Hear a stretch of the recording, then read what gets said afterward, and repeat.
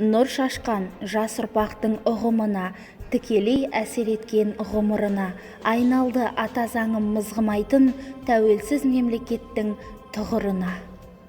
1995 жылы 30 тамызда өткізілген бүкіл халықтық референдумда қабылданған Қазақстан Республикасының Конституциясы конституциялық заңдардың қағидаларын тұжырымдап, бір арнаға келтірген ата заң, яғни мемлекетіміздің негізгі заңы болып табылады.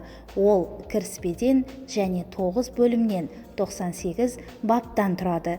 Конституция 1995 жылы 30 тамызда бүкіл халықтық дауыс беру арқылы қабылданды.